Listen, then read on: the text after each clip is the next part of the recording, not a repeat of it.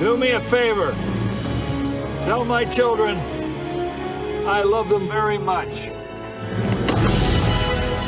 All right, you alien assholes! Hello, boys! I'm back!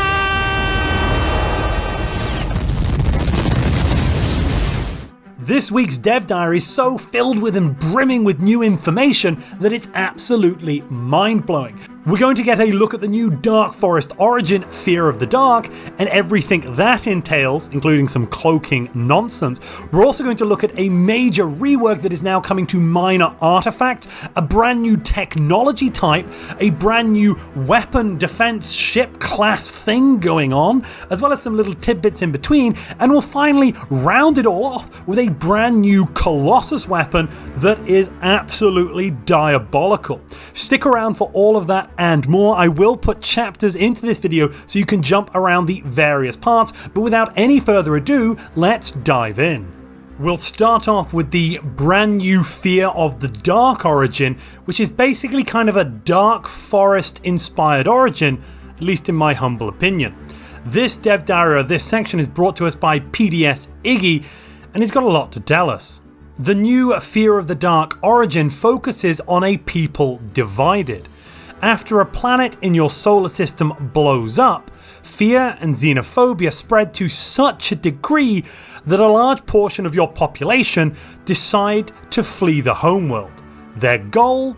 To hide themselves from the rest of the galaxy. I mean, in a Dark Forest type situation, if you've read the 3-body problem, that is a very reasonable solution to choose.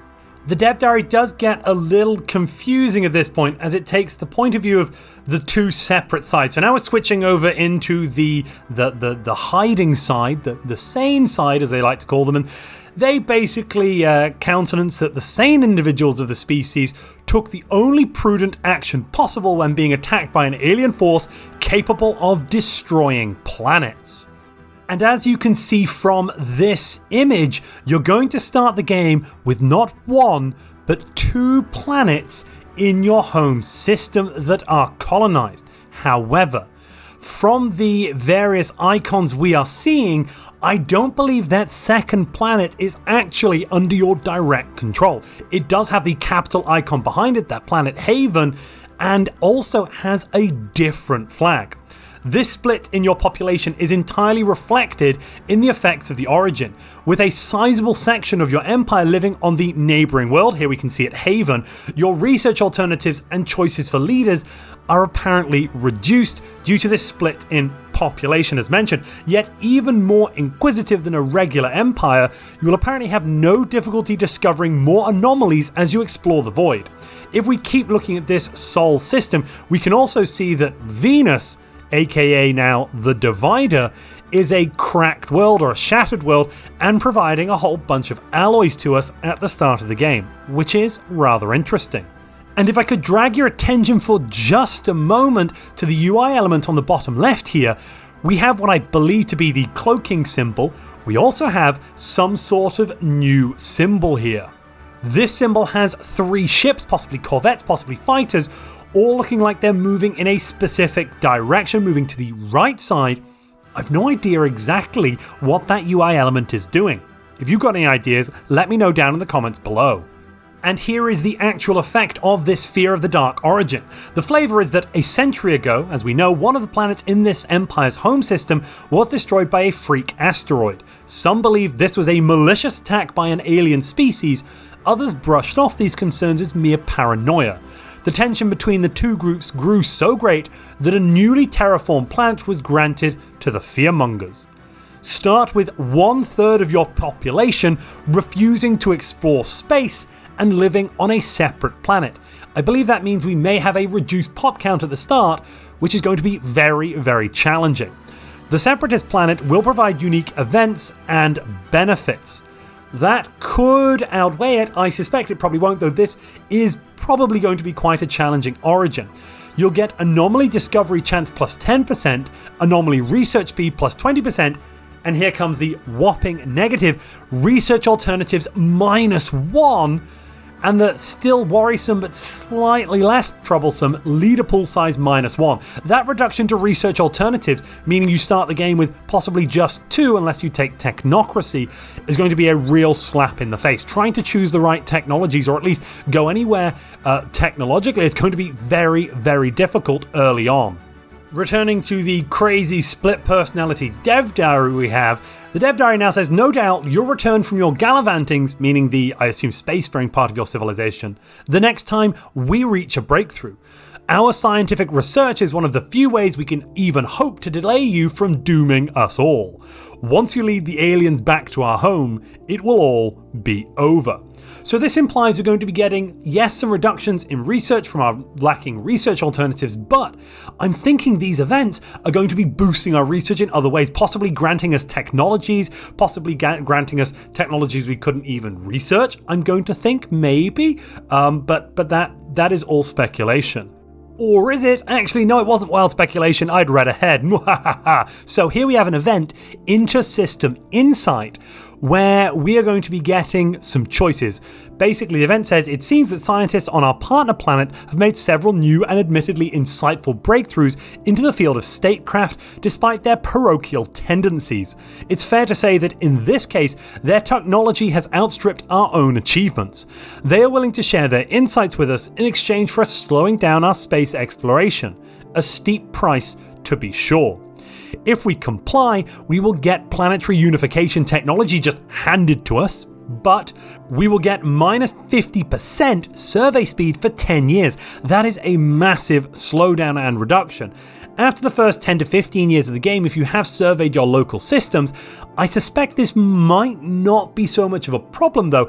I might be quite happy to reduce survey speed once I've got, the nearest 10, 15, 20 systems surveyed, because my rate of expansion will probably have diminished by that point anyway. I wonder what Send in the Spies does. I assume that means we have a chance of stealing the technology. Or finally, are they mad? We would never agree to this.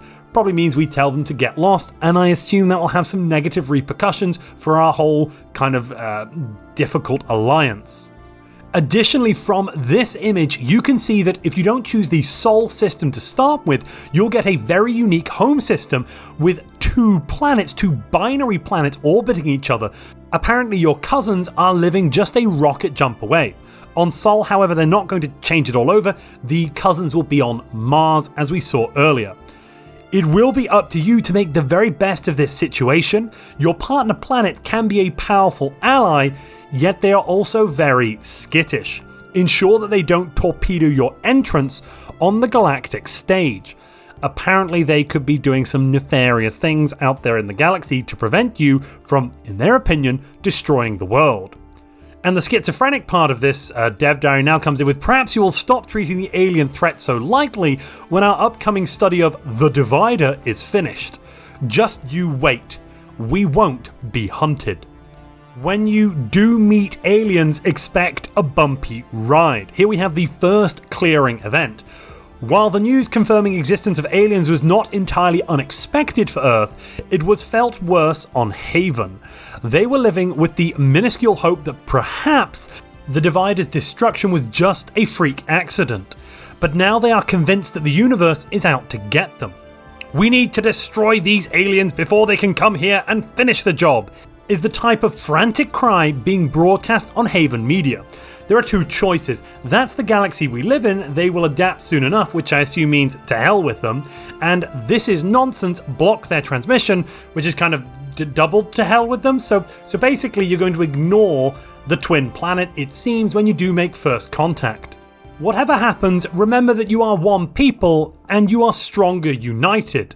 Oh, and your partner planet has cloaked ships. Yeah, that's an important little thing we've not talked about until now. Oh my goodness me. So looking at this, we can see some of those cloaked ships. Now I'm very justified in saying that this bar, if you look down at the UI on the left, there is an icon with 5 elongated hexagons. 3 are brightly lit, 2 are not. I believe that is cloaking level. They are level 3 cloaking. And that means that we probably have some anti-cloaking technology, which, if it is at the same level as the cloak, probably causes it to be dissolved.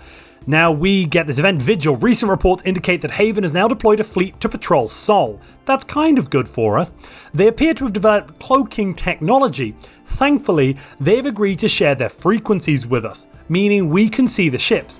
This also implies that cloaking technology, if you have it on your ships and you turn the cloaks on, means other empires may not be able to see the ships at all whatsoever, which could be a massive tactical advantage, allowing you to sneak through into other systems. Oh my goodness me.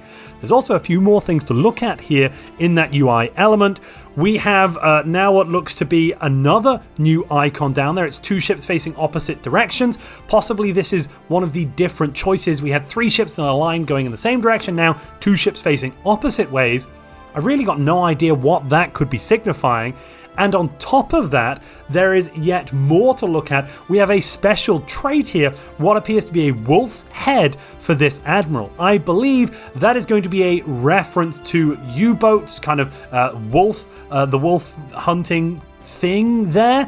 And this is going to be some sort of cloaking related ability that either improves cloaking or improves your interception values, or whatever the value is called, for detecting cloaking. The second part of this dev diary is very, very exciting. This, I believe, is a custodian update, so it's going to be free for everybody, this part here, no matter if you get the DLC or not. And this is all from Mr. Cosmogon and his wondrous Archeo-Technologies. Did you ever think, as you pass by an old laser cannon in a glass case, that not everything belongs in a museum? That perhaps the Irasian tractor beam could be used for your cause instead of gathering dust? Well, so does Mr. Cosmogon, and if you own ancient relics, he has some very, very good news. Excavated dig sites will now sometimes generate minor artifact deposits that can be exploited by orbital stations or by colonizing the planet. This is massive news. See, from this image we can see archaeological dig site finished, we've fully excavated, and now Tinab 5A is producing 2 minor artifacts every month. There could always be more trinkets to find down on that planet, but wow. So now we're no longer going to be capped on minor artifacts when we finish our archaeology sites, and those archaeology sites are not going to be sitting around useless once they are done. That alone would be earth-shattering news, but wait, there's more. And if you're enjoying this video, please fully excavate that like button. Your income with minor artifacts can now be put to use with new Archeo-Technologies that will unlock buildings, starbase modules, and ship components, all costing minor artifacts to build. There are several ways to acquire these Archeo-Technologies. Completing the secrets of any Precursor special projects will give you a research option to unlock some unique Archeo components, for example, and we've got a whole list of some of the new ones. This first one, ladies and gentlemen, may actually blow your mind from a strategy and tactical perspective as a player that likes to build a navy, possibly. Let's have a look at this one. The Zroni Stormcaster is not quite Zroni technology. We simply realised that exposing Zro to extreme conditions could cause it to release its potential energy in an erratic manner, leading to all sorts of dangerous interferences and phenomenon. After a few incidents, we have discovered a way to harness this energy through Zoni-made crystals to produce a powerful psychic storm in a solar system, costing you 100 alloys and 45 minor artifacts, taking you 1 year and having an upkeep of energy and Zroni. This component for a starbase will create an artificial storm in the system.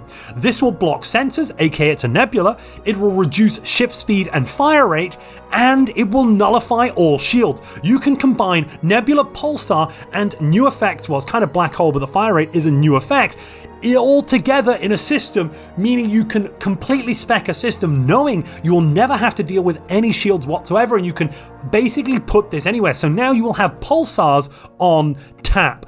That is going to be absolutely game changing if you get the Zroni. The Bowel Organic Plant is an interesting one as well. Not quite as powerful in my opinion because it's all to do with farmers, but it's still quite good. You spend some minerals, you spend some minor artifacts, you get +1 food from farmers, plus 0.5 consumer goods from farmers, and +2 farmer jobs. farmers obviously produce food, and this is probably going to stack with aquatic as well, which could actually be rather useful. Yeah, if it's stacked with aquatic as well as agrarian idle, that could be very, very powerful for lots of food. Not that food is necessarily great, but you do get some consumer goods. Not that an excess of consumer goods is great. Look, it's more of stuff you don't really always want to have in excess, but it's something. All right, look, it's something. We'll just move on to the next one. Yeah, compared to space weather, it's really not that great. I mean, pulsars on demand, a little bit more food. I think the Zroni one is definitely winning so far. The final new Archeo-Tech from a precursor they're showing off is the Cybrex mining hub. On paper it sounds pretty cool. You spend some minor artifacts, hardly any at all actually, and for an upkeep of 1 energy you get plus 100% mining station output. Now late game that isn't really doubling because you already got those other bonuses. It's really like getting an extra 60 or 70%, which is still good, but it is only in the one system. So, maybe you'll want to use some star-based components or star-based buildings for this, maybe not. But that isn't all of the Archeo technology that Space Indiana Jones will be sweating about when you try to take it out of the museum. There will be reliable ways of acquiring them from dig sites, as dig sites can now grant you new technologies. Here we have the Moon Base, an absolutely fantastic archaeological site to find because it will grant you a size 25 relic world, as you can see here at the very end. But you know what else it does? It's now going to grant you Ancient Shield Overcharger and Ancient Shield Overcharger plus 25%. You'll get the option to research it and a bit of a push in the right direction. There is something we really do need to bring up though. As you can see from this technology, it has its own unique class in the society tree. It is a green tech, it's got the archaeology icon and a little engineering cog. This means that we now have an entirely new field, the Archeo Studies field category, which is all about fitting ancient tech into your machines and weapons.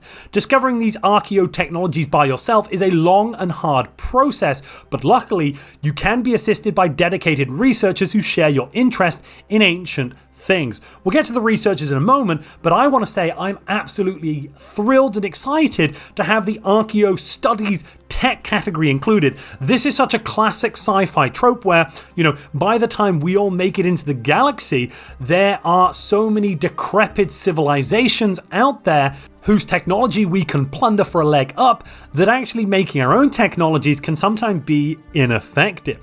If you've read the Children of Time series, fantastic series by the way, that is basically what happens on Earth after the proverbial apocalypse. The human race kind of rebuilds, comes out thousands of years later, but the work of the ancient humans is so much more advanced than them that there's basically no point in doing proper research because, well, it's more likely somebody's going to open a cache of ancient technology somewhere that makes all of your life's work completely obsolete any day of the week. That is a fantastic trope that we're now going to get our hands on. Enter the Faculty of Archeo Studies. This is an Empire unique building. It requires you to have some minor artifacts to build it. It will give you an Empire modifier of plus 150% research speed to Archeo Studies, which is a mind-bogglingly large amount. You'll also get 3 Archeo Engineer jobs, which take consumer goods and turn them into research points. So basically they're researchers. But wait, there's yet more. If you build it on a relic world, you'll also get an additional plus 50% Archeo Studies research speed, putting your Archeo Studies research speed at a minimum of 200% before we look at any other bonuses, which is just an insane number. That's like better than most late game empires who are trying to push out increases to research speed. And each of your Archeo engineers will grant you plus 0.5 minor artifacts every month. It is really important to know that if you pick the Remnant Origin and you start on a relic world, you'll now start the game with a Faculty of Archeo Studies unlocked and replacing your research lab, meaning that you'll be generating minor artifacts from day one. This is a massive, massive power boost to the Remnant Origin, and I'm very excited. I'm definitely here for that. That is awesome. This is just wild. This entire minor artifacts rework is going to be absolutely wild. Yeah. But that isn't everything. There is also a new Ascension Perk coming, the Archeo-Engineer's Ascension Perk. If you want to dive even further into these Archeo technologies, if you want to dig yet deeper, you can take this new perk. Combining proven archaic technology with contemporary engineering will give us a timeless advantage. They don't tell us what it actually does. Oh my goodness me.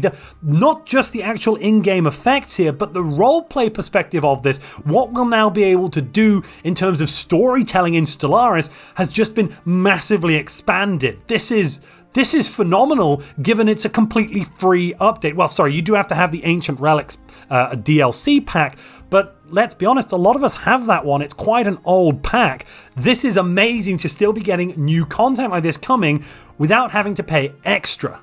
With increased minor artifact generation, the scale of the existing economy did need to be increased, and they also took this opportunity to now display minor artifacts in the toolbar alongside the other strategic resources, as you can see here.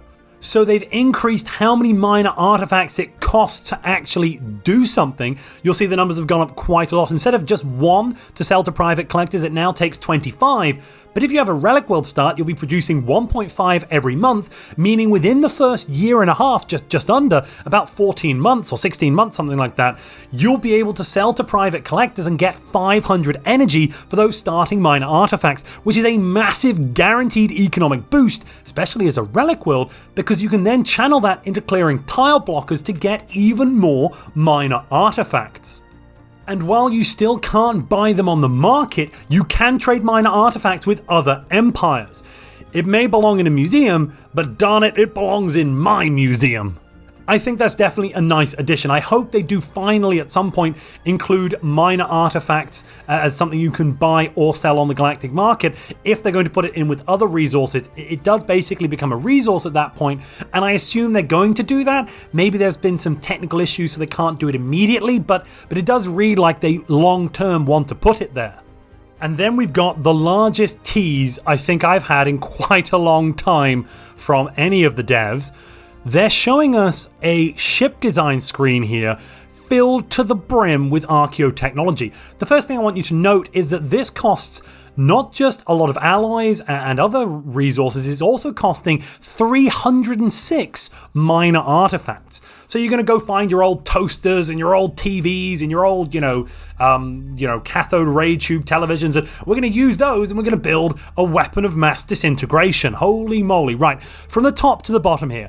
Titan Bow has a green Titan Lance weapon on it. That must mean there is an Archeo-Tech weapon for swapping out a Titan Beam. We have never had a different change of Titan Beam before. That's absolutely wild. Then we've got lasers and kinetic weapons that I can only assume are Archeo-Tech lasers and kinetic weapons. Holy moly. Then at the bottom we've got Archeo shields, and I have to assume that's Archeo armor, and that's adding some massive values there to shield and armor if you notice. We also have the third A slot seems to have a triangular base or a square base pyramid with what looks to be an minor artifact colored symbol above there that is also somewhat genetic in nature. Honestly, I've got no idea what that does. Then, when we look at the auxiliary components, we've got a brand new symbol here for the Titan's aura. Holy moly.